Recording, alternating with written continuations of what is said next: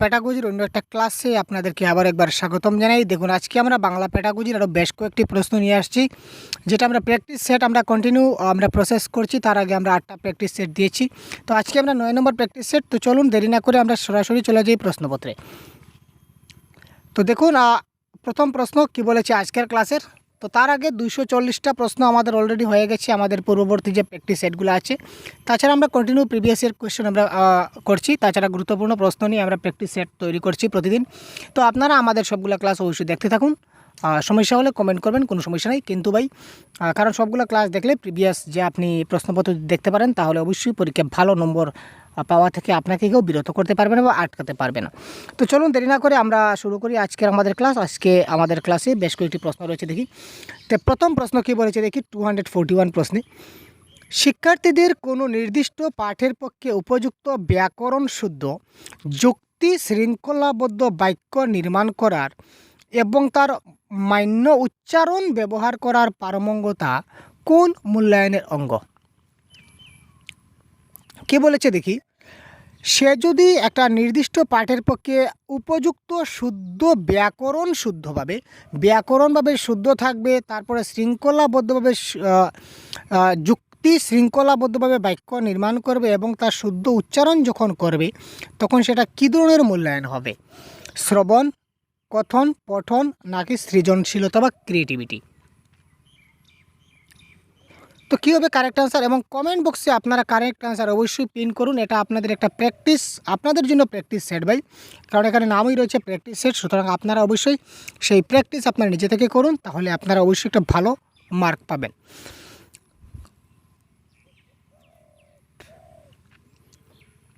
তো দেখুন একটা কথা এখানে কি বলেছে, এখানে ক্লিয়ার ভাষায় বলা আছে কি তার উচ্চারণ করতে হবে। উচ্চারণ সে কখন করবে?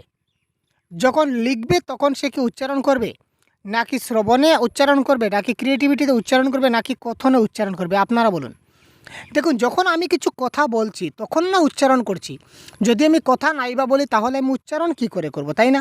তো সুতরাং এই ক্ষেত্রে আমাদের কারেক্ট আনসার যেটা হয়ে যাবে, এখানে কি কথন ইজ দ্য রাইট আনসার। সহায়ক দক্ষতা বা সাব স্কিল হিসাবে পূর্ব অনুমান বা প্রেডিকশন নিচের কোনটির সঙ্গে সম্পর্কযুক্ত? ঠিক আছে, আমাদের স্কিল আছে কয়টা? LSRW হচ্ছে স্কিল। তো স্কিলের ক্ষেত্রে আরও কয়েকটি, প্রত্যেকটা স্কিলের কিন্তু সাব স্কিল রয়েছে। যেমন লিসেনিংয়ের কয়েকটি সাব স্কিল রয়েছে, স্পিকিংয়ের কয়েকটি রয়েছে, রিডিংয়ের কয়েকটি রয়েছে এবং রাইটিংয়ের কয়েকটি রয়েছে। তো এখানে বলেছে যে প্রেডিকশন শব্দটা কার sub skill? Note making, reading নাকি ড্রাফটিং নাকি সামারাইজিং?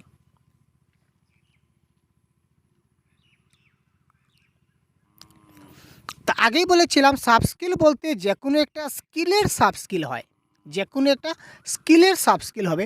তো স্কিল বলতে লিসেনিং, স্পিকিং, রিডিং এবং রাইটিং বোঝায়। তো এখানে শুধুমাত্র আমাদের একটাই অপশনে আছে, যেটা আছে কি আমাদের রিডিং বা পঠন। সুতরাং রিডিং বা পঠন হবে কারেক্ট আনসার। তাছাড়া মনে রাখবেন প্রেডিকশনের যেটা সাব স্কিল, অর্থাৎ আমাদের রিডিংয়ের একটা সাব স্কিল হচ্ছে কি প্রেডিকশন, সেটা মাথায় রাখবেন। রিডিংয়ের একটা সাব স্কিল হচ্ছে প্রেডিকশন। আর নোট মেকিং, তারপর খসড়া লিখন, তারপর সামারাইজিং, এই সবগুলো হচ্ছে কি রাইটিংয়ের এক একটা সাব স্কিল। ঠিক আছে, এই যে নোট মেকিং বলুন, তারপর ড্রাফটিং বলুন, তারপর সামারাইজিং বলুন, এইগুলো হচ্ছে কার সাব স্কিল?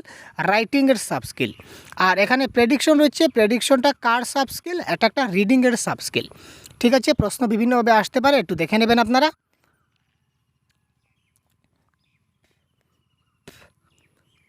তারপর এই প্রশ্নটা পড়ুন এবং কারেক্ট আনসার কী হয় খুব তাড়াতাড়ি কমেন্ট করুন।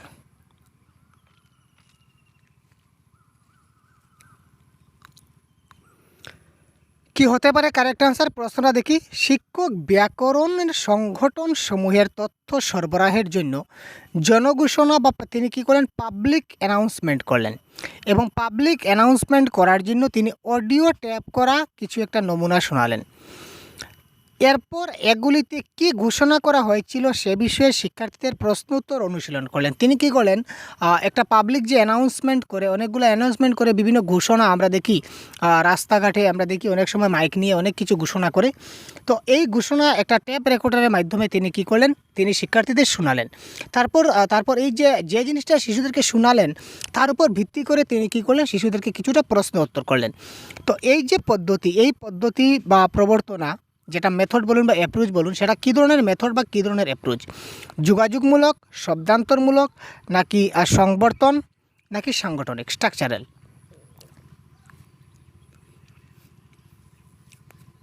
তো যখনই কোনো একটা পাবলিক অ্যানাউন্সমেন্ট কেন করা হয়? যাতে করে সব মানুষে শুনতে পারে। আর সব মানুষে যেখানেই শুনবে, সবাই যেখানে অ্যাক্টিভ থাকবে, সেখানে কোথাও না কোথাও কমিউনিকেটিভ অ্যাপ্রোচ থাকবে। আমরা সবার সঙ্গে সবাই যোগাযোগ করব কিভাবে? এই পাবলিক অ্যানাউন্সমেন্ট শুনে কিন্তু আমরা যোগাযোগ করতে পারি। যেমন কিভাবে? যেমন আমার একটা বন্ধু ধরে নিন, প্ল্যাটফর্মে হাওড়া রেল স্টেশনে, আমার এক বন্ধু ধরে নিন হাওড়া রেল স্টেশনের, সে বলেছে যে আমি 2 নম্বর প্ল্যাটফর্মে, আমি 2 নম্বর প্ল্যাটফর্মে নয়, ধরে নিন আমি 105673, এই ট্রেনের 2 নম্বর কামরাতে আমি বসে আছি। এই ট্রেনের 2 নম্বর কামরাতে আমি বসে আছি, তুমি আমার সঙ্গে দেখা করো।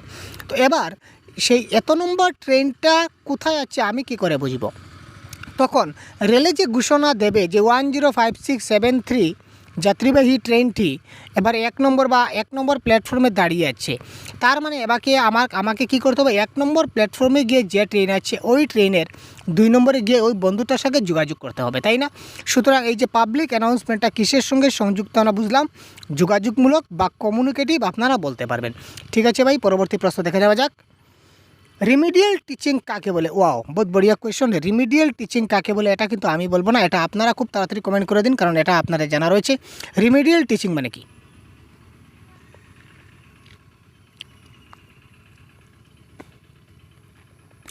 বিদ্যালয়ের নিয়মিত সময়ের পরে পাঠদান করা। আমরা বিদ্যালয়ে যে নিয়মিত ক্লাস করি, সে ক্লাস করার পরে যে ক্লাস করার পরে আমরা এক্সট্রাভাবে ক্লাস করব, that is called remedial teaching, according to option number 1। Option number 2 কী বলেছে? প্রাগ্রসর শিক্ষার্থীদের আরও বেশি ভালো ফল করতে সাহায্য করা, মানে যারা গিফটেড চিলড্রেন, এখানে অপশন নম্বর 2 আমাদের বলতে চাইছে যে যারা গিফটেড চিলড্রেন বলুন বা ট্যালেন্টেড ছাত্র বলুন, তাদেরকে আমরা রিমিডিয়াল টিচিং দেবো, যাতে করে তারা আরও ভালো রেজাল্ট করতে পারে। নাম্বার 2। নাম্বার 3 বলেছে শিক্ষার্থীদের নিয়মিতভাবে পরীক্ষা নেওয়া। শিক্ষার্থীদের যদি রেগুলার আমরা যদি পরীক্ষা নেই, that is called remedial teaching. আর অপশন নম্বর 4-এ কী বলেছে? শিক্ষা অর্জনের ফাঁকগুলিকে ভরাট বা পরিচর্যা করা। তার মানে শিক্ষা অর্জনের ফাঁকগুলি বা গ্যাপস ইন লার্নিং মানে কি? ধরে নিন আমি আজকে একটা পার্ট তাদেরকে বুঝিয়ে দিলাম, আমি তাদেরকে বুঝিয়ে দিলাম। ক্লাসে আমার ধরে নিন একটি ক্লাসে আমার 20 জন ছাত্র রয়েছে। ধরে নিন আমি ক্লাস 3-তে রয়েছি, ক্লাস 3-তে আমার 20 জন ছাত্র রয়েছে। আমি আজকে একটা টপিক নিয়ে তাদের সঙ্গে আলোচনা করলাম। তো পরের দিন যখন আসলো, তখন আমি প্রিভিয়াস যে ক্লাসের উপর আমি তাদের কিছুটা প্রশ্ন জিজ্ঞাসা করলাম যে গতকালকে যা বুঝিয়েছিলাম কতটুকু বুঝতে পারলো না পারলো। তখন দেখলাম যে এখানে না আমার মোটামুটি 15 জন শিশু মোটামুটি ভালো রেসপন্স করছে, বাকি 5 জন আমার কিন্তু রেসপন্স করতে পারছে না। তার মানে বাকি 5 জন ওই জিনিসটা বুঝতে পারছে না। ওই যে 5 জনকে আমি যে আলাদা এক্সট্রাভাবে যে ডোজ দেবো, এই যে এক্সট্রা ডোজ আমি এই 5 জনকে স্পেশালি দেবো, that is called remedial teaching. মানে কি? তার যে গ্যাপস ইন লার্নিং, যে গতকালকের পড়া আমি কিন্তু আজকে অন্য একটা টপিক পড়াবো, ঠিক আছে, বাই দ্য ওয়ে, কিন্তু গতকালকের যার পড়াটা কিন্তু গ্যাপ হয়ে গেছে, সে কিন্তু বুঝতে পারছে না, তার শিক্ষণের ক্ষেত্রে তার গ্যাপ হয়ে গেছে, শিক্ষা অর্জনের ক্ষেত্রে ফাঁক রয়েছে, সেগুলিকে আমি আবার গতকালকের যে টপিকটা তাদেরকে এই 5 জনকে আমি এক্সট্রা করে পড়িয়ে দেবো, বুঝিয়ে দেবো আরেকবার করে। তখন সেটা হবে কি আমাদের রিমিডিয়াল টিচিং বা নিরাময়মূলক শিক্ষা। আশা করি আপনারা বুঝতে পারছেন। নেক্সট দেখি। অবিলম্বে কথন এবং লিখন কার্যাবলীর সার্থকতার মাত্রা অর্থাৎ ফিডব্যাক বোঝার জন্য এবং শিক্ষার্থীদের অধিকতর কার্যকরী শিক্ষা গ্রহণে নিবিষ্ট হতে শেখানোর জন্য কিসের প্রয়োজন? ঠিক আছে, অর্থাৎ শিক্ষার্থীরা তাদের কথন দক্ষতা বলুন বা লিখন দক্ষতা বলুন, কথন কার্যাবলী এবং লিখন কার্যাবলী কতটুকু ভালো করতে পারছে, তার জন্য আমরা যে ফিডব্যাকটা বুঝবো, ফিডব্যাকটা বোঝার জন্য আমাদের কি করতে হবে? ফর্মেটিভ অ্যাসেসমেন্ট নিতে হবে, সামেটিভ অ্যাসেসমেন্ট নিতে হবে, ফাইনাল এক্সামিনেশন নিতে হবে, না টার্ম টেস্ট নিতে হবে?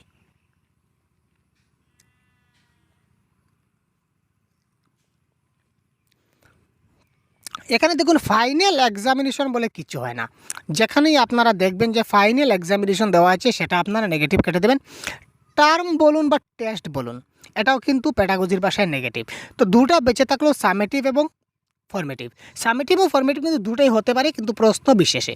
তো সামেটিভ অ্যাসেসমেন্ট মানে আপনারা বুঝবেন সেটা হচ্ছে সার্বিক মূল্যায়ন। সেটা প্রিন্টিংয়ে মিস্টেক আছে, পার্বিক দিয়ে দিচ্ছে, সেটা সার্বিক হবে। সার্বিক মূল্যায়ন মানে সামেটিভ অ্যাসেসমেন্ট মানে কি একদম এন্ড অফ দ্য সেশন বলতে পারেন।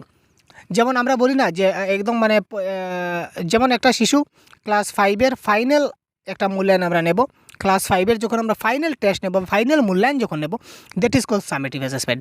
বা বর্তমানে অনেক সেমিস্টার সিস্টেম যেগুলো হয়, এই সেমিস্টারগুলো হচ্ছে এক একটা কি সামেটিভ, মানে দ্যাট ইজ কল ফাইনাল বা ইয়ার অফ দ্য সেশন বা ইয়ার অফ দ্য কোর্স যে এক্সামটা হবে, এটা হবে কি সামেটিভ অ্যাসেসমেন্ট। আর বাকি যতগুলো টেস্ট হবে, বাকি যে কোনো মূল্যায়ন হোক না কেন, that is call formative assessment. তো এই ক্ষেত্রে আমাদের কারেক্ট আনসার কী হবে? Formative assessment. কারণ কি? কারণ আমি তাদেরকে আজকে একটা জিনিসটা বুঝালাম, বুঝানোর পর কিন্তু আমি তাদেরকে যে জিজ্ঞাসা করব, অর্থাৎ আমি সেম পয়েন্টটা আমি আবার রিভাইজ করছি যে আমি ধরে নিন আজকে একটা ক্লাস কন্ডাক্ট করলাম, তো এই ক্লাস শেষ করার পর আমি একটা গল্প তাদের শোনালাম। তো গল্প শোনার পর আমি তাদের বললাম যে আমি যে একটা গল্প শোনালাম, তো এই গল্পতে একটা ছেলের নাম রয়েছিল, ছেলের নামটা কি, বা এই গল্পে আমরা একটা মেয়ের নাম পেয়েছি, এই মেয়েটা কী করতো, বা এই মেয়েটার বাড়ি কোথায় ছিল, বা মেয়ের সম্বন্ধে কিছু বলো। এই যে সঙ্গে সঙ্গে যে আমি যে তাকে প্রশ্ন করছি, আমি মানে চেষ্টা করছি যে সে কতটুকু বুঝতে পারছে কি না, দ্যাট ইজ কল ফিডব্যাক। আমি চেষ্টা করছি সে কতটুকু বুঝতে পারছে কি না, বুঝতে পারছে না, বুঝতে পারেনি, দ্যাট ইজ কল ফিডব্যাক। আর এই ফিডব্যাকে লওয়ার জন্য আমি যে এই যে সঙ্গে সঙ্গে যে প্রশ্ন করছি, that is call formative assessment. ঠিক আছে, ফর্মেটিভ অ্যাসেসমেন্ট বিভিন্নভাবে হতে পারে। ফর্মেটিভ অ্যাসেসমেন্টে বিভিন্ন প্রকার, আপনি যে কোনো সময় যে কোনোভাবে তাকে মূল্যায়ন করুন, দ্যাট ইজ কল ফর্মেটিভ। ঠিক আছে, নেক্সট দেখি।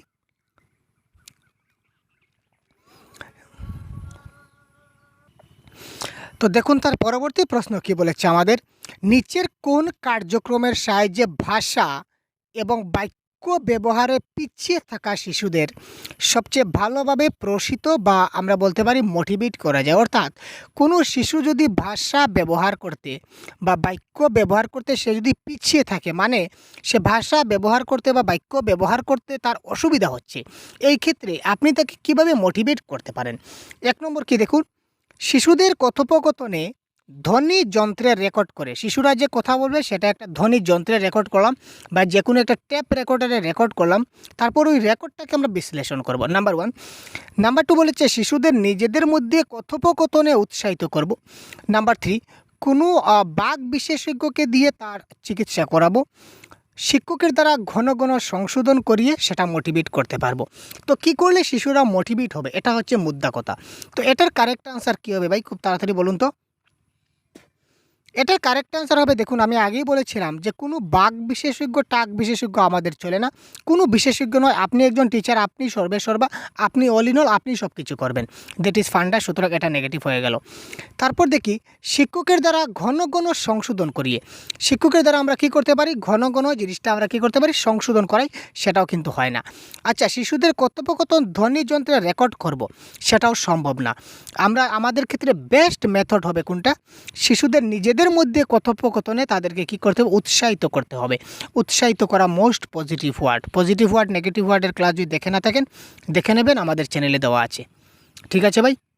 তাছাড়া আরেকবার আমি দিয়ে দেবো পরীক্ষার আগ মুহূর্তে আপনাদের পজিটিভ নেগেটিভ ওয়ার্ড, আপনারা আরেকবার কাইন্ডলি দেখে নেবেন।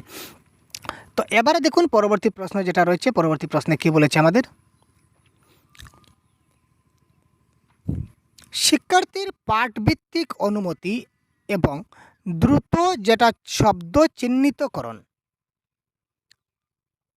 অর্থাৎ রিকগনিশন, র্যাপিড রিকগনিশন, অনুসন্ধান প্রক্রিয়া এবং শব্দজ্ঞানের পরীক্ষা হয় কিসের মাধ্যমে?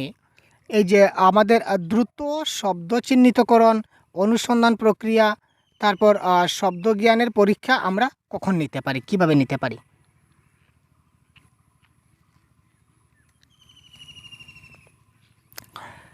সংবেদনাত্মক বা প্রাক্ষবিক প্রতিক্রিয়া, লব্ধ ধারণার মৌখিক প্রকাশে, নির্দিষ্ট তথ্য সংবাদাদি শ্রবণে, নাকি পাঠকেন্দ্রিক বুথ পরীক্ষণে, রিডিং কম্প্রিহেনশন? দেখুন, এটা কারেক্ট আনসার হচ্ছে রিডিং কম্প্রিহেনশন। যখন আমি তাকে কম্প্রিহেনশন পড়াবো, যখন আমি তাকে কম্প্রিহেনশনটা রিড করাবো, তখনই তার কী হবে, র্যাপিড রিকগনিশন হবে, সার্চ প্রসেস হবে, তার শব্দ জ্ঞান হবে। তো এই ক্ষেত্রে কারেক্ট আনসার হবে কি, পাঠকেন্দ্রিক বুথ পরীক্ষণ।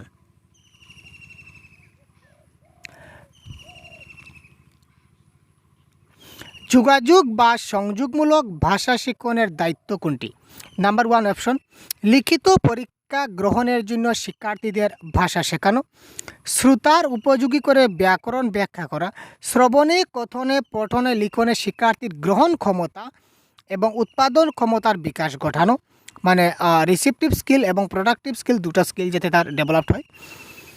ভাষা ও বানানের নিয়মগুলির বিষয় দিয়ে শব্দভাণ্ডার এবং ব্যাকরণ শেখানো। কী হবে কারেক্ট আনসার? আমি একটু সময় নিচ্ছি, কারণ আপনারা যাতে কমেন্ট করতে পারেন একটু ভেবে চিনতে, কারণ সেটা আপনাদের প্র্যাকটিস সেট বলে ধরে নেবেন ভাই, অতি গুরুত্বপূর্ণ প্র্যাকটিস সেট। দেখুন, যোগাযোগ বা আবিষ্কারমূলক ভাষা শিক্ষণের দায়িত্ব হচ্ছে লিখিত পরীক্ষা আমাদের হয় না নেগেটিভ, শ্রোতার উপযোগী করে ব্যাকরণ ব্যাখ্যা করবে। সে শুনবে, শোনার জন্য তার ব্যাকরণের তাকে কি করে আমরা ব্যাখ্যা করব, দ্যাট ইজ নেগেটিভ হয়ে গেল। আর ভাষা এবং বানান এই ক্ষেত্রে কোনো ফ্যাক্টর না। যোগাযোগের ক্ষেত্রে আমরা দেখুন যোগাযোগ করতে পারি, বানান ছাড়া যোগাযোগ করতে পারি। বানান ছাড়া যোগাযোগ করতে পারি কিনা না আপনি বলুন? আমি বানান জানি না, উচ্চারণ করে নেব, কিন্তু লেখার সময় বানান ভুল হবে। আমি আপনাদেরকে কিছু লাইন এবার গড়গড় করে বলে দিচ্ছি, কিন্তু আমি যদি লিখি তাহলে হয়তো বা বানান ভুল হতে পারে। ঠিক আছে, আমার হবে না, বাইতে হবে, ছোটো শিশুদের হবে, আপনাদের হবে না। কিন্তু ছোটো শিশুরা কথা বলতে পারবে, কিন্তু যে কথাগুলো বলবে সেই কথা সবাই যে শুদ্ধভাবে বানান শুদ্ধভাবে লিখতে পারবে সেটা কিন্তু কথা রয়েছে না। সুতরাং কারেক্ট অ্যান্সার হবে কি, কথনে শ্রবণে পঠনে এবং লিখনে, অর্থাৎ কি LSRW সবটি একীকরণ পদ্ধতিতে হতে হবে, এবং এল এবং আর এই দুটা হচ্ছে কি আমাদের রিসেপটিভ স্কিল, এবং এস এবং ডাব্লিউ অর্থাৎ স্পিকিং এবং রাইটিং, কথন এবং লিখন হচ্ছে আমাদের প্রোডাক্টিভ স্কিল। এই দুটা স্কিল লিসেনিং আমাদের কি রিসেপটিভ স্কিল এবং প্রোডাক্টিভ স্কিল দুটা স্কিলেরই সমানভাবে যাতে বিকাশ হয়, তখনই তার কী হবে, যোগাযোগ এবং ভাষা শিক্ষণ সার্থক হবে। নেক্সট কোয়েশ্চন,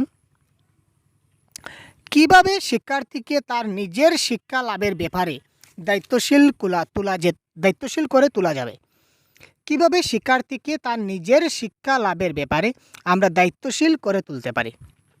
সে তার নিজের শিক্ষা নিজে কিভাবে লাভ করতে পারে, কোন প্রসেসে আমরা তাকে দায়িত্বশীল করে তুলতে পারি, কোন পদ্ধতির মাধ্যমে বা কিভাবে?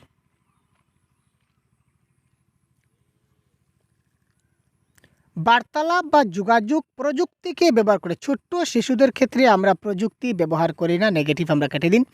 আরও বেশি করে প্রশ্ন করার জন্য শিক্ষার্থীদের উৎসাহিত করুন। শিক্ষার্থীরা যত বেশি প্রশ্ন করবে তত তারা বেশি শিখতে পারবে। কারণ কি, কারণ দেখুন আমরা বলি না, জানিবার ইচ্ছা জিজ্ঞাসা। কোনো কিছু জানতে গেলে আপনাকে জিজ্ঞাসা করতে হবে। আপনাকে যদি কোনো কিছু জানতে হয়, যার কাছে জানতে হবে, যার কাছে আপনার জানার ইচ্ছা আছে, অর্থাৎ মোর নলেজেবল পারসন অ্যাকর্ডিং টু বাইগোটস্কির মধ্যে বাইগোটস্কি বলেছিলেন যে একজন ব্যক্তি রয়েছে আপনার কাছে, যার কাছে আপনার থেকে জ্ঞান বেশি, তাকে বলা হয় MKO, মোর নলেজেবল আদার।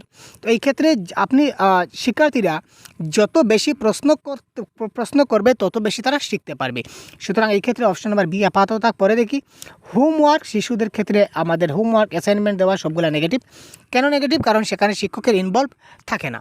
শিক্ষকরা ছাত্রদের উপর সঁপে দিয়ে চলে যান যে তোমরা এই কাজগুলি করে নাও, সেখানে শিক্ষকের কোনো ভূমিকা থাকে না, যার কারণে হোমওয়ার্ক নেগেটিভ হয়ে যায়। তারপর দেখি শিক্ষার্থীদের মতামতকে আমরা অগ্রাহ্য করব, তাদের মতামতকে আমরা অগ্রাহ্য কখনো করি না। সুতরাং option number B is the right answer. তাকে আরও বেশি করে প্রশ্ন করার জন্য শিক্ষার্থীদের আমরা উৎসাহিত করব। সুতরাং উৎসাহিত করা বা মোটিভেট করা, সেটা হচ্ছে কি মোস্ট পজিটিভ ওয়ার্ড। সুতরাং এই ক্ষেত্রে কারেক্ট অ্যান্সার হয়ে যাবে অপশন নাম্বার 2।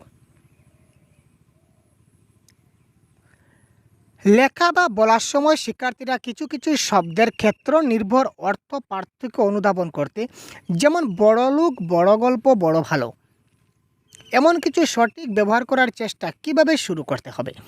লেখা এবং বলার সময় শিক্ষার্থীরা কিছু কিছু মানে শব্দ, যেমন বড় একটা শব্দ আছে বড়, কিন্তু বড়োর সঙ্গে যদি আমরা বড় লোক করে দিই তাহলে তার অর্থ কিন্তু পরিবর্তন হয়ে যাবে। বড় গল্প যদি বলি তার অন্য একটা অর্থ হবে।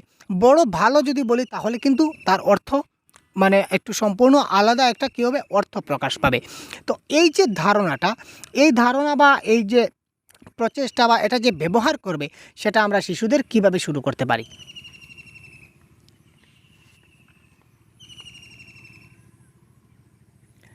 মূল শব্দগুলির প্রতি শিক্ষার্থীদের মনোযোগ আকর্ষণ করার পর সেগুলির সঙ্গে কোন কোন শব্দ বসতে পারে তা জানি। ইয়েস, বড় হচ্ছে মূল শব্দ। বড় শব্দে আমরা লোক যুক্ত করলাম, গল্প যুক্ত করলাম, ভালো যুক্ত করলাম, আরও অনেকগুলি শব্দ যুক্ত হতে পারে। সেই সব শব্দের অর্থ লিখিয়ে শিক্ষার্থীদের সেগুলি শিখতে এবং ব্যবহার করতে। আমরা শিক্ষার্থীদের কখনো শিখতে দিই না। শিক্ষার্থীরা কখনো এগুলো শিখো, মুখস্থ করো, কণ্ঠস্থ করো, ঠোঁটস্থ করো, নাকস্থ করো, গলস্থ করো, আমরা কখনো বলি না। That is call negative. কথন এবং লিখন অনুশীলনের জন্য বিশেষ ক্লাসের ব্যবস্থা করা। বিশেষ ক্লাস বা স্পেশাল ক্লাস আমাদের পেডাগজির ভাষায় নেই, সুতরাং এটা ক্যান্সেল। ভুলগুলো দেখিয়ে পর সেগুলি সংশোধন করি। এখানে ভুল শুদ্ধর ব্যাপার কোথা থেকে চলে আসলো? ব্যাপার নয়, ব্যাপার হচ্ছে কি মূল শব্দগুলো কিওয়ার্ড যেগুলো আছে, যেমন বড়টা হচ্ছে আমাদের কিওয়ার্ড।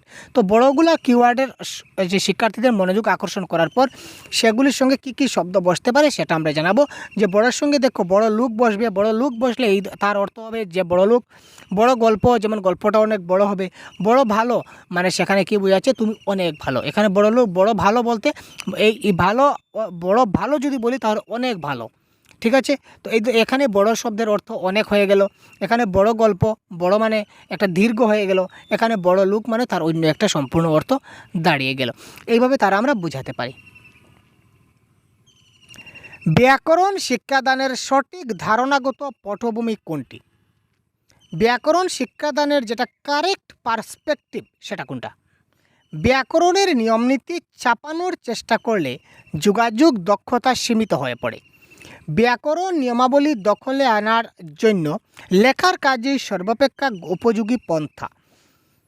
শিক্ষার্থীরা নিজেরাই নিজেদের প্রয়োজনীয় ব্যাকরণের নিয়মগুলি আবিষ্কারের জন্য যোগদান করতে পারে। ব্যাকরণিক সংগঠনগুলি গ্রামাটিক্যাল স্ট্রাকচার অভ্যাস করার জন্য বাড়তি বা অতিরিক্ত বা ড্রিল চর্চা করানো উচিত। Question number 251।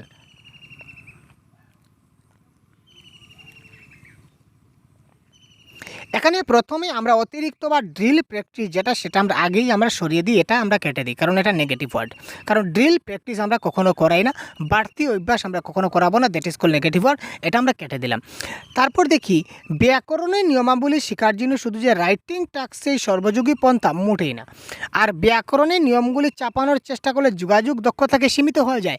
যেমন আমি ব্যাকরণ শিখে গেছি, একটা কথা ভাবুন, আপনি এই যে টিচার, আপনি ব্যাকরণ শিখে গেছেন, তার মানে কি আপনি অন্যজনের সঙ্গে কমিউনিকেশন স্কিল কি তা আপনার খারাপ হয়ে গেছে নাকি? যোগাযোগ দক্ষতা কি আপনার খারাপ হয়ে গেছে? মোটেই না। ব্যাকরণের নিয়মাবলী আপনি যদি ভালো করে শিখে নিন, আপনার যে কমিউনিকেশন স্কিল রয়েছে, যোগাযোগ দক্ষতা রয়েছে, সেটা আরও ভালো হবে, সেটা সীমিত হবে না, সেটা অসীম হয়ে যাবে। সুতরাং এটাও আমাদের অপশন হলো না। তো কারেক্ট আনসার হচ্ছে অপশন নাম্বার 3। শিক্ষার্থীরা নিজেরাই নিজেদের প্রয়োজনীয় ব্যাকরণিক নিয়মগুলি যদি আবিষ্কার করতে পারে তাহলেই বেটার হবে, কারণ যেখানে আবিষ্কার রয়েছে তার থেকে বড় পজিটিভ ওয়ার্ড আর কিছু হতে পারে না। Discover is the most positive word, বা own thinking, own learning, own process, শিক্ষকরা শিশুর active participation, this is the most. যেখানে তারা আবিষ্কার করবে সেখানে তারা কোথাও না কোথাও কী থাকবে? অ্যাক্টিভ পার্টিসিপেশন করবে। আমি যদি অ্যাক্টিভলি পার্টিসিপেট না করতে পারি তাহলে কোনো কিছু আমি আবিষ্কার করতে পারবো না। সক্রিয়ভাবে ধ্বনি শনাক্তকরণ এবং তার অর্থ নিরূপণে অংশগ্রহণ করানোর উদ্দেশ্য সিদ্ধ করে কোনটা? অর্থাৎ সক্রিয়ভাবে ধ্বনি শনাক্তকরণ, অ্যাক্টিভলি যদি ধ্বনি শনাক্তকরণ করি বা তার অর্থ নিরূপণে যদি তাকে অংশগ্রহণ করানোর জন্য আমাদের মূল উদ্দেশ্য কি? শ্রবণ, কথন, পঠন, লিখন। Question number 252।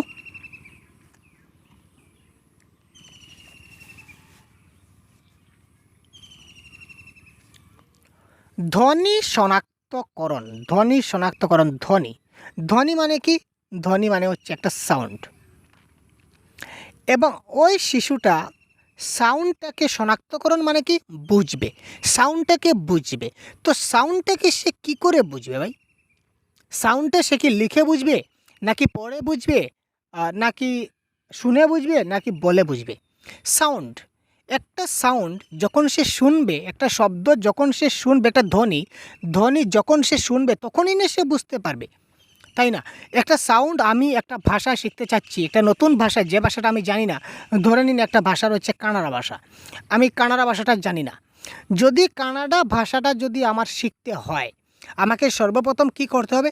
কানাডা ভাষাটা আমাকে ভালো করে শুনতে হবে, যে কানাডা ব্যক্তিরা কি করে কথা বলে, কানাড়ার যে সাউন্ড আছে, যে ধ্বনি আছে, এই ধ্বনিগুলা কী কী, বর্ণের প্রত্যেকটা বর্ণের এক একটা ধ্বনি থাকে।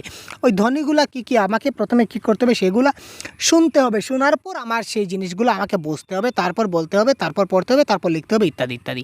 কিন্তু প্রথমে আমাকে কী করতে হবে, ধ্বনিটা কী করতে হবে, শুনতে হবে। সুতরাং listening is the right answer.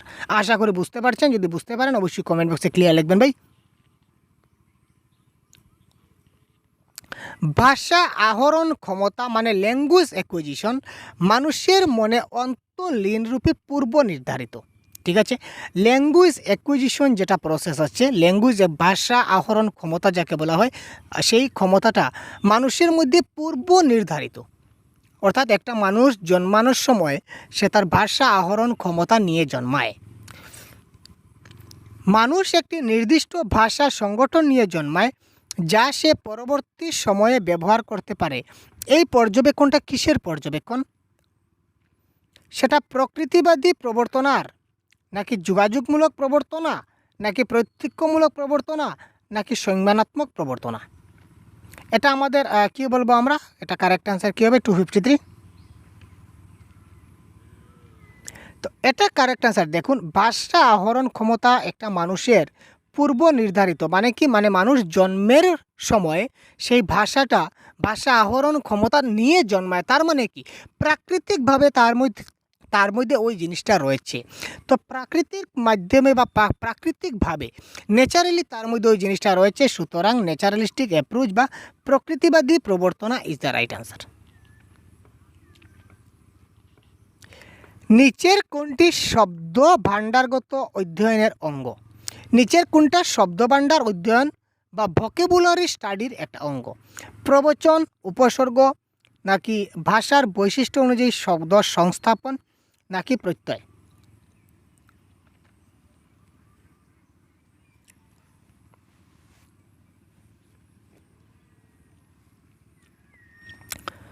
কী হতে পারে কারেক্ট আনসার? তাড়াতাড়ি কমেন্ট করুন। এখানে কারেক্ট আনসার কী হবে? কারেক্ট আনসার হবে কি, শব্দ ভাণ্ডারগত অধ্যয়নের যেটা অঙ্গ সেটা হবে কি, ভাষার বৈশিষ্ট্য অনুযায়ী শব্দ সংস্থাপন। যেমন আগে যেটা আমরা উদাহরণ দিয়েছিলাম, বড় লোক। ঠিক আছে, একটা সেন্টেন্স যদি লিখি বড় লোক, যেমন ধরে নিন একটা শব্দ বড় লোক ছেড়ে দিই, আমরা একটা শব্দ লিখলাম বড়, আমরা শব্দ লিখলাম। যদি আমরা বাক্যটা এমন একটা বাক্য লিখলাম, এই বাক্যের সঙ্গে বড়র অর্থ কিন্তু একটা হবে। আরেকটা যদি বাক্য লিখি অন্য কোনো সেন্সে যদি আমরা লিখি, তখন কি হবে, সে বড়টা চেঞ্জ হয়ে যাবে। বড়র যেটা অর্থ রয়েছে অর্থটা কিন্তু চেঞ্জ হয়ে যাবে। তো ভাষার বৈশিষ্ট্য অনুযায়ী শব্দ সংস্থাপন করতে হবে। যে এখানে বলেছে ওই ব্যক্তিটা অনেক বেশি পয়সাওয়ালা, অনেক বেশি টাকাওয়ালা, তো এই ক্ষেত্রে আমরা কি করব, বড় লোক। ওই ব্যক্তিটা মনের মানুষ, এই ব্যক্তির মতো আর কোনো মানুষ হয় না। তো এই ক্ষেত্রে আমরা কী করবো, বড়ের সঙ্গে আমরা কী করব, লুক লাগিয়ে দেবো। সেই মানুষটা খুব বড় ভালো। ঠিক আছে, এটা ভালো লাগিয়ে দেবো, বড় ভালো। তো এই ক্ষেত্রে দেখুন যে ভাষার বৈশিষ্ট্য অনুযায়ী বা বাক্যের বৈশিষ্ট্য অনুযায়ী আমাদের শব্দ সংস্থাপন হচ্ছে। ঠিক আছে ভাই, নেক্সট প্রশ্ন দেখি। ব্যাকরণ শিক্ষণ ক্ষেত্রে প্রচলিত ভ্রান্ত অনুমানটিকে চিহ্নিত করুন। এখানে ব্যাকরণ শিক্ষণের ক্ষেত্রে নিচে 4টা লাইন দেওয়া আছে। কোনটা ভ্রান্ত অনুমান সেটা বা কোনটি আমাদের ভুল অনুমান সেটা আমাদের বের করতে হবে। 255। বিচ্ছিন্ন রূপে প্রথাগত ব্যাকরণ শিক্ষণ সাধারণত কথন ও লিখনের মধ্যে সঞ্চালিত হয়ে যায়। দেখুন, আগে বলেছিলাম শুধু কথন এবং লিখনের মধ্যে কি ব্যাকরণ সঞ্চালন হয়? না, মোটেই না, সেটা ঠিক নয়। শিক্ষার্থীদের খাতায় সংশোধন চিহ্নিত করে বিশেষ লাভ হয় না, ইটস রাইট। শিক্ষার্থীদের খাতায় যদি আমরা বিশেষ সংশোধন করি তাহলে কি সব কিছু সমস্যার সমাধান হয়ে যাবে, বিশেষ লাভ হয়ে যাবে? সেখানে কোনো লাভ হবে না, কথাটা সত্য। কারণ কি, শিক্ষার্থীরা বারবার ভুল করবে, আমি তাকে যতবার ভুল করবে ততবার আমি তার খাতায় ভুল চিহ্ন দিয়ে দেবো, ভুল দিয়ে দেবো, ততবার আমি ভুল দিয়ে দেবো এবং বলবো এটার শুদ্ধ হচ্ছে ওইটা, ওইটা শুদ্ধ হচ্ছে ওইটা, ওইটা শুদ্ধ হচ্ছে ওইটা। কারণ সেই জিনিসটা যদি কেন আমার ভুল হচ্ছে, ওই জিনিসটা যদি আমি নাইবা জানি, তাহলে এই শব্দগুলা যতবারই লিখবো ততবারই আমার কী হবে, ভুল হবে। আমার কেন ভুল হচ্ছে সেটা আমাকে জানতে হবে। সুতরাং অপশন নাম্বার 2 কারেক্ট। একটি স্বাক্ষর এবং ভাষা সমৃদ্ধ প্রতিবেশে জটিল ব্যাকরণ অধিগম্য হয়। ইয়েস, একটা যদি লিটারেসি স্কিল বা ভাষা সমৃদ্ধ প্রতিবেশে আমরা জটিল ব্যাকরণ আমরা শিখতে পারি। কারণ অনেক বেশি যদি একটা লিটারেসি আমরা যদি কী বলবো আপনাদের একটা কবিতা যদি দেখি, কবিতার ক্ষেত্রে কিন্তু অনেক ছন্দ থাকবে, অলংকার থাকবে, অনেক ক্রিটিক্যাল বিষয় থাকবে। নিশ্চয় অলংকার কি, ব্যতিরেক অলংকার কি, অনুপ্রাস অলংকার কি, যমক অলংকার কি, শ্লেষ অলংকার কি, একটা লিটারেসি স্কিলে আমরা কিন্তু সেগুলা জটিল ব্যাকরণ অধিগম বা আমরা বুঝতে পারবো, সেটা কারেক্ট। পঠনের সঙ্গে সঙ্গে লিখনের মধ্য দিয়ে আমাদের শিক্ষার্থীর ব্যাকরণের প্রীতির পরিসর ঘটে। পড়ার সময় কিন্তু ব্যাকরণের প্রয়োজন হয় এবং লেখার সময় ব্যাকরণের প্রয়োজন হয়। সুতরাং শুধুমাত্র কথন এবং লিখনের মাধ্যমে যদি ব্যাকরণটা শিখন হয়, সেটা প্রচলিতভাবে কথা রয়েছে, সেটা কিন্তু ভুল। এবং এখানে বলেছে নিচের কোনটা ভ্রান্ত, তো ভ্রান্ত মানে অপশন নাম্বার 1 ইজ ভ্রান্ত। একটি মিশ্র ক্ষমতা সম্পন্ন দলের মধ্যে বিভিন্নতা থাকে কিসের? মিক্সড এবিলিটি গ্রুপ যে থাকে তার মধ্যে বিভিন্নতা থাকে। বিভিন্নতা কিসের মধ্যে থাকে? সামাজিক স্তরের, জ্ঞান ও দক্ষতার, অর্থনৈতিক মর্যাদার, নাকি লিঙ্গ এবং বয়সের?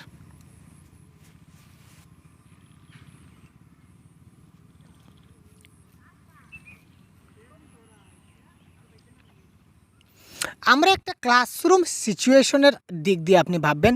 এখানে সামাজিক স্তর বলতে আমরা আমাদের ছোট শিশুতে আমরা সামাজিকভাবে ভেদাভেদ করি না, যে ওই শিশুটা বড় জাত থেকে এসেছে আর ও ছোটো জাত থেকে এসেছে, সেরকম কোনো কথা আমাদের আসে না। সুতরাং এটা হচ্ছে না।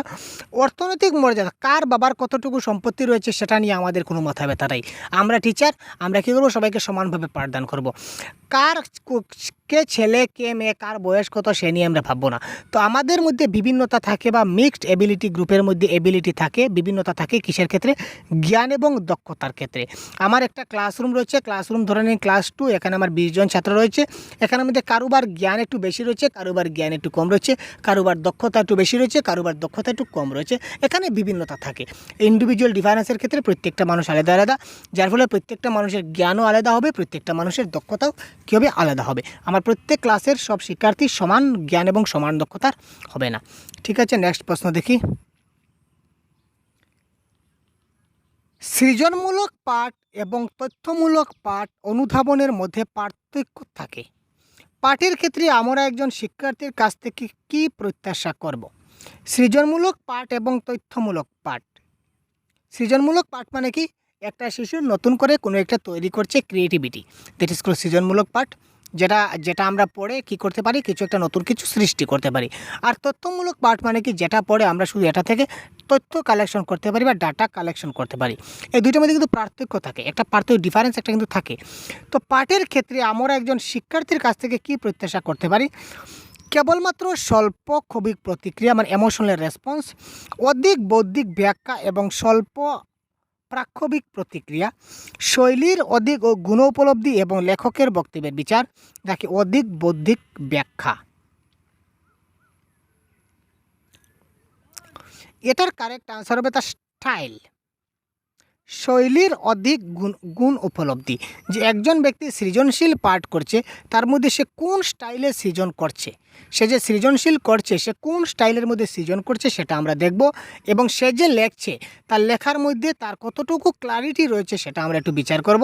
That is called option number 3 is the right answer.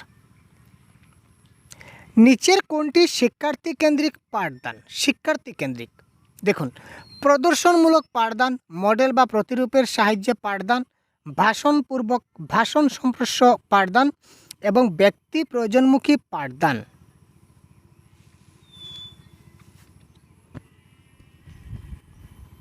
এখানে আমাদের কারেক্ট আনসার কী হবে? প্রদর্শনমূলক পাঠদান মানে কি? Demonstration method. এবং মডেলের সাহায্যে যদি আপনি পাঠদান করেন, ছোটো শিশুরা মডেল দিয়ে তেমন বুঝবে না। আর ভাষণ তো লেকচার মেথড আমাদের নেগেটিভ। সুতরাং ব্যক্তি প্রয়োজনমুখী পাঠদান হবে শিক্ষার্থী কেন্দ্রিক। মানে কি? চাইল্ড সেন্ট্রিক এডুকেশনে বলেছে কি প্রত্যেকটা শিশুকে আলাদাভাবে আপনাকে বোঝাতে হবে।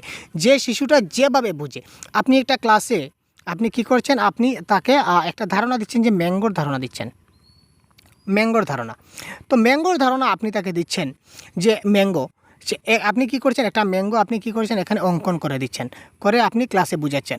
এখানে দেখলেন যে আমার 5 জন স্টুডেন্ট বুঝলো, বাকি আমার 15 জন স্টুডেন্টে তো ম্যাঙ্গোটা বুঝলো না। তখন আপনি কি করবেন?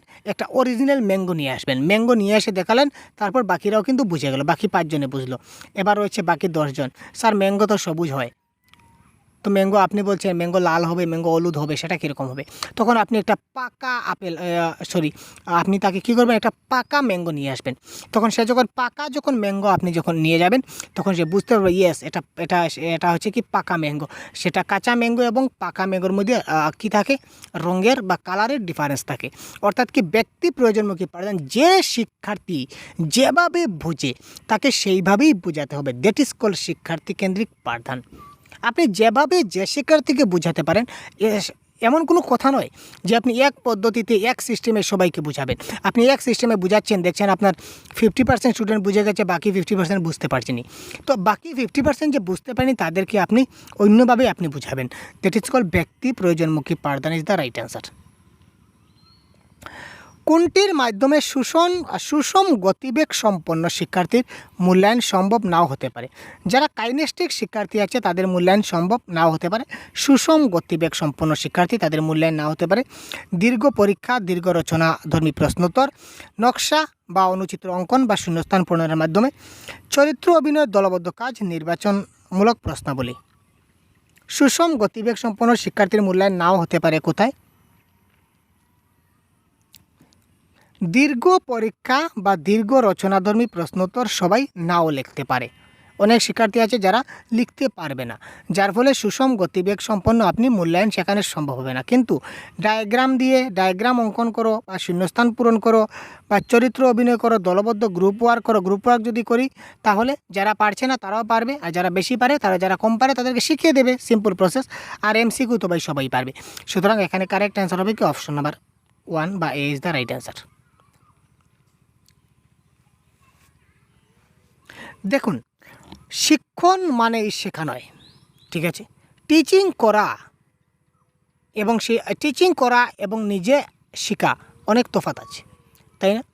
আপনি নিজে শিখছেন এবং আপনি নিজে শেখাবেন, দুটার মধ্যে কিন্তু তফাৎ আছে। আপনি শিখবেন একইভাবে, কিন্তু আপনি যখন এটা ছাত্রকে শেখাবেন সেটাও কিন্তু আপনার আলাদা ট্যালেন্ট হতে হবে। আপনি অনেক কিছু জানেন কিন্তু আপনি ছাত্রদের শেখাতে পারবেন না। তো এই কথা বলেছে কি, শিক্ষণ মানে শেখানো মানেই শিক্ষণ নয়, শিক্ষণ মানেই শিক্ষণ নয়, অর্থাৎ শেখানো মানেই শেখা নয়। ছাত্রদেরকে শেখানো মানেই আমার নিজের শেখা নয়। তার কারণ কি?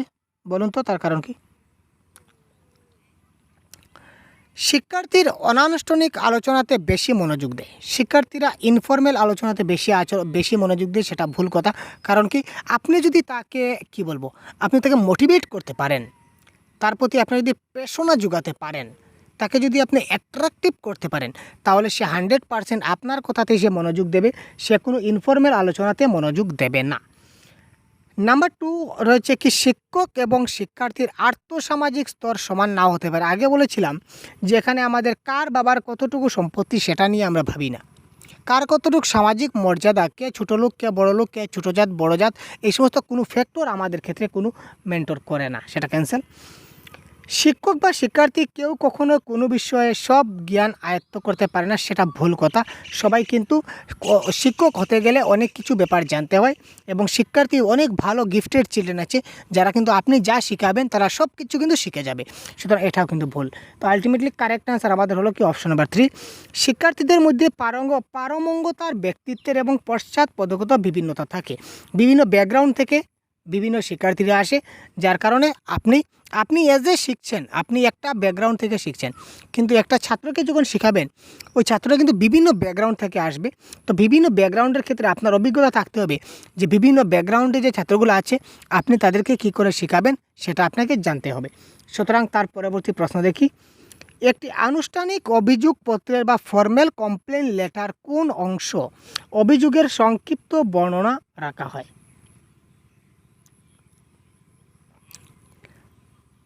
একটা ফর্মাল কমপ্লেন লেটারের কোন অংশে অভিযোগের সংক্ষিপ্ত বর্ণনা, আমরা যেটা অভিযোগ করব সে অভিযোগের সংক্ষিপ্ত, মানে একদম মানে এই লাইনটা পড়লেই আমরা সম্পূর্ণ অভিযোগটা বুঝতে পারবো, কি লেখা আছে লেটারে সেটা আমরা বুঝতে পারবো।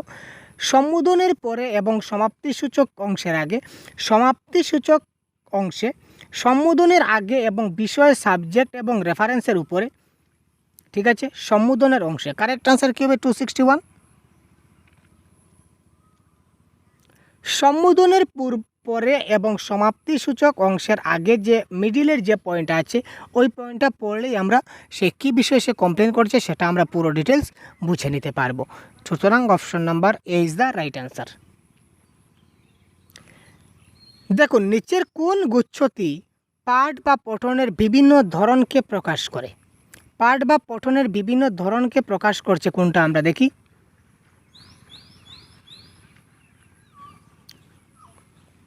এটা কারেক্ট আনসার জেনে রাখুন, সারবস্তু, অনুধাবনমূলক, বিশ্লেষণমূলক, বিশদ বা প্রগাঢ়। ঠিক আছে, প্রথমে সারবস্তু ঝালাই করে নিতে হবে কি রয়েছে মুদ্রা কথা, তারপর সেটাকে অনুধাবন করতে হবে, সেটাকে বিশ্লেষণ করতে হবে, তারপর সেটাকে বিশদভাবে বা প্রগাঢ়ভাবে আমাদের বুঝতে হবে বা পড়তে হবে। সুতরাং option number 2 is the right answer. শিক্ষার্থীর লিখন দক্ষতা মূল্যায়নের সময় প্রয়োজন। লিখন দক্ষতা মূল্যায়নের সময় কিসের প্রয়োজন ভাই? শিক্ষার্থী যখন লিখন দক্ষতা করব, সুতরাং লিখন দক্ষতার সময় কিসের প্রয়োজন হবে? লেখার কাজ চলাকালীন অবস্থায় কোনো চূড়ান্ত মতামত নয়, কিন্তু লেখাটি কেমন হচ্ছে তা জানানো। লেখার বিষয়ে এবং শব্দের ব্যাপারে তাদের পছন্দের সীমা বেঁধে দেওয়া। ব্যাকরণের জন্য একটা নির্দিষ্ট স্থান নির্ধারিত রাখা। তাদের চিন্তাভাবনা প্রকাশের জন্য যথেষ্ট পরিমাণ আনুষ্ঠানিক সুযোগ দেওয়া।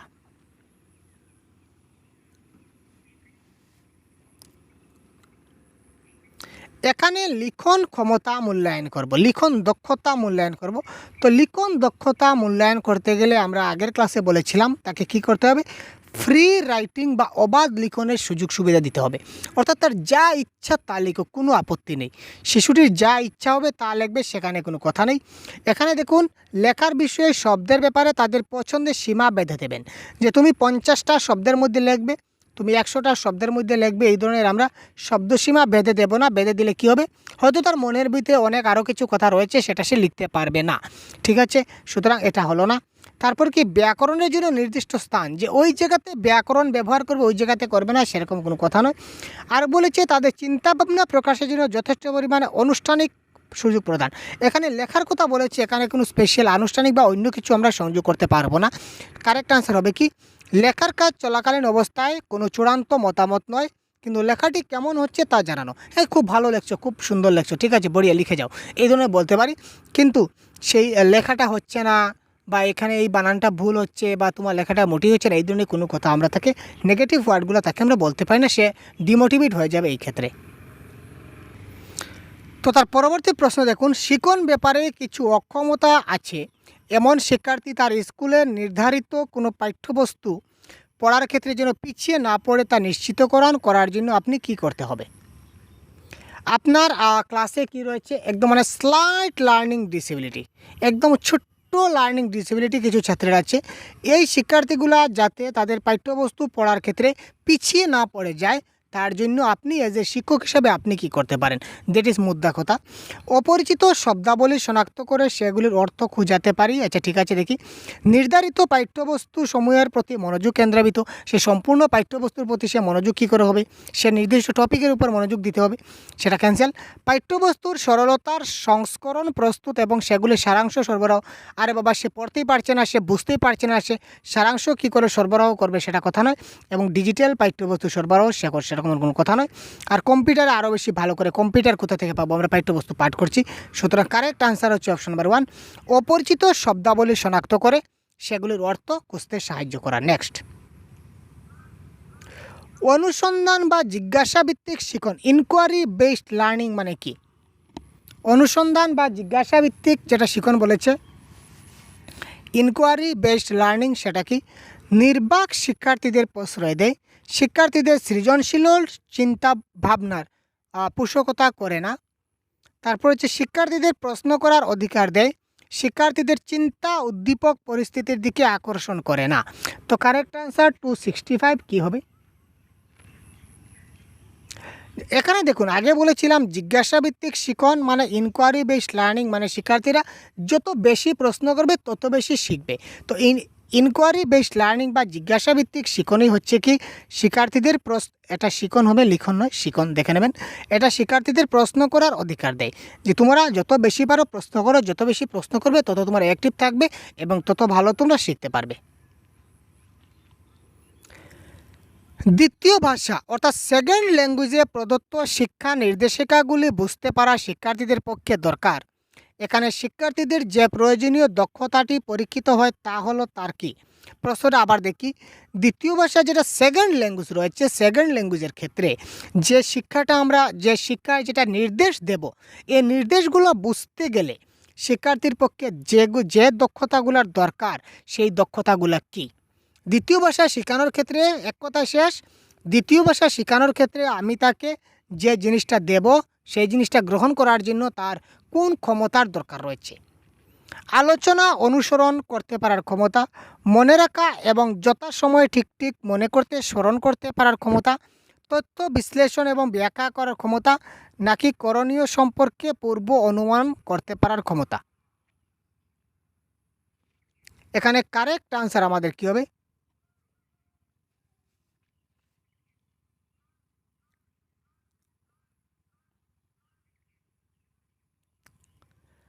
আমরা আগে যে জিনিসটা পড়ালাম, আগে যে জিনিসটা তাকে বুঝালাম, ওই জিনিসটা তার মনে আছে কিনা না, বা যথাসময়ে সে ঠিকভাবে মনে করতে পারছে কিনা না, এই ক্ষমতাটা তার থাকতে হবে। নাট্য শিক্ষণের সবচেয়ে প্রশস্ত উপায় কি? নাট্য শিক্ষণ যে আমাদের রয়েছে, নাট্য শিক্ষণ আমরা বলি না অভিনয়, তো সেই অভিনয় শিক্ষণ বা নাট্য শিক্ষণের ক্ষেত্রে সবচেয়ে প্রশস্ত উপায় কি? নাটকের প্লট বা কাহিনী গ্রন্থনা বোঝার জন্য প্রথমে দল বিভক্ত হয়ে কাজ করা, তারপর নাটকটিতে মনস্থ করা। প্রথমে আমরা কী করব? নাটকের কাহিনীগুলাকে আমরা তৈরি করার জন্য, বোঝার জন্য দল বিভক্ত হয়ে কাজ করব, তারপর আমরা নাটকে তা মনস্থ করব। নাটকটির বিষয়বস্তু বোধগম্য হচ্ছে কিনা তা বোঝার জন্য অনেক প্রশ্ন করা। নাটকটির কাহিনী এবং তার ব্যাকরণিক উপাদানের উপর নির্দিষ্ট প্রশ্নাবলী দিয়ে পরীক্ষার ব্যবস্থা করা। নাটকের কাহিনীটি বোঝার জন্য শিক্ষার্থীদের একাধিকবার নীরব পাঠ করতে বলা। এখানে কারেক্ট অ্যান্সার 267। দেখুন, যেখানে আমরা ডাইরেক্ট প্র্যাকটিস করব, হ্যান্ডস অন এক্সপিরিয়েন্স যেখানে করব সেটাই হবে কারেক্ট অ্যান্সার। তো এখানে হ্যান্ডস অন এক্সপিরিয়েন্স মানে প্রথমে আমরা কি করব, চলে গেল ভাই, প্রথমে আমরা কী করবো, দল বিভক্ত হয়ে কাজ করবো, একত্রিত হয়ে গ্রুপ ওয়ার্ক করবো, team work, that is most positive word. তারপর আমরা নাটকটিকে মঞ্চস্থ করব, ঠিক আছে, that are positive word, correct answer. যে কোনো নাটক যখন আমরা সাকসেস করতে চাই তাহলে প্রথমে কী করতে হবে, সবাই মিলে আমরা দল বিভক্ত হয়ে দলে দলে কী করতে হবে, আমাকে সেটা কী করতে হবে, প্রথমে প্র্যাকটিস করতে হবে, রিহার্সেল করতে হবে। রিহার্সেল করার পর আমি কী করবো, সেটা ফাইনাল স্টেজে যাব। সুতরাং that is call option number 1। এবং অনেক প্রশ্ন করব, সেটা হচ্ছে না, নির্দিষ্ট প্রশ্নাবলী দিয়ে পরীক্ষা, সেটা হচ্ছে না। এবং শুধুমাত্র সাইলেন্ট যদি আমি মুখস্থ করে নেই, মুখস্থ করার মধ্যে এবং অভিনয় করার মধ্যে রাত দিন পার্থক্য আছে। সুতরাং option number 1 is the right answer of this question. কোনো পাঠে একটি শব্দের মান বলতে বুঝি, কোনো পাঠে একটি শব্দের মান বা ভ্যালু বলতে আমরা কি বুঝি? সেই শব্দের বহুধা বা বহু রকম ব্যবহার, শব্দের আবিধানিক অর্থ, শব্দটির সংশ্লিষ্ট প্রসঙ্গভিত্তিক তাৎপর্য, সেই শব্দের সংশ্লিষ্ট প্রসঙ্গ উপযোগী ব্যবহার। এই ক্ষেত্রে কারেক্ট আনসার 268। কোনো শব্দের মান বা ভ্যালু, একটা শব্দ কোনো এক জায়গায় তার মান অনেক বেড়ে যাবে, আবার সেই শব্দ অন্য কোনো বাক্যে যদি ফ্রেম করি তখন কী হবে, তার ভ্যালুটা কমে যাবে, ঠিক আছে। সুতরাং শব্দটির সংশ্লিষ্ট প্রসঙ্গভিত্তিক তাৎপর্য, যে কোন প্রসঙ্গে এই শব্দটা ব্যবহার হয়েছে তার এই প্রসঙ্গ অনুযায়ী তার সিগনিফিক্যান্স হয়, ঠিক আছে। সুতরাং কারেক্ট আনসার হচ্ছে 3, ঠিক আছে। যেমন কোনো শব্দ এমন একটা শব্দ রয়েছে যে শব্দটা আমি যদি ব্যবহার করি তাহলে কী হবে, অনেক খারাপ বুঝাবে, আবার এই শব্দটা যদি অন্য জায়গায় ব্যবহার করি তাহলে খুব ভালো বুঝাবে। প্রসঙ্গ অনুযায়ী কোনো শব্দের খারাপ এবং ভালো অর্থ বোঝায়, দ্যাট ইজ কল শব্দটির মান বা ভ্যালু। পড়ার সময় নিচের কোন ব্যাকরণিক উপাদান ছাত্রছাত্রীরা একটি বাক্য পাঠের বিভিন্ন অংশের মধ্যেকার সম্পর্ক বুঝতে পারে? পড়ার সময় ব্যাকরণিক উপাদান এবং ছাত্রছাত্রীর মধ্যে একটা বাক্য পাঠের যে বিভিন্ন অংশ তার মধ্যেকার অংশটা বুঝতে পারে, সেটা কোথায়? এটা কারেক্ট অ্যান্সার সর্বনাম পদে।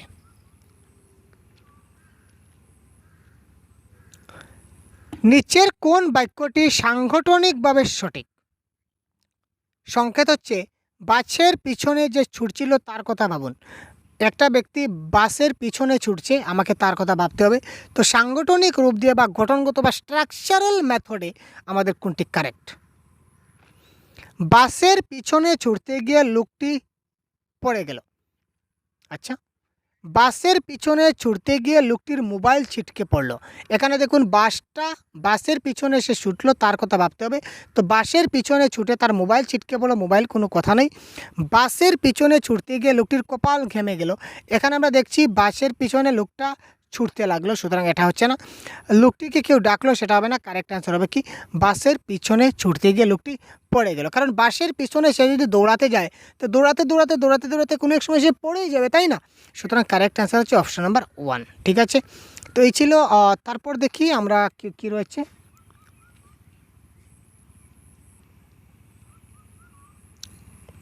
আচ্ছা, তো এবার দেখুন এই 271, তো 271 প্রশ্নের কারেক্ট আনসার কী হবে, এটা আপনারা অবশ্যই কমেন্ট বক্সে জানাবেন। এই প্রশ্নটা আপনার জন্য রেখে গেলাম হোম টাস্ক হিসেবে, এটা আপনারা অবশ্যই কমেন্ট বক্সে জানাতে ভুলবেন না।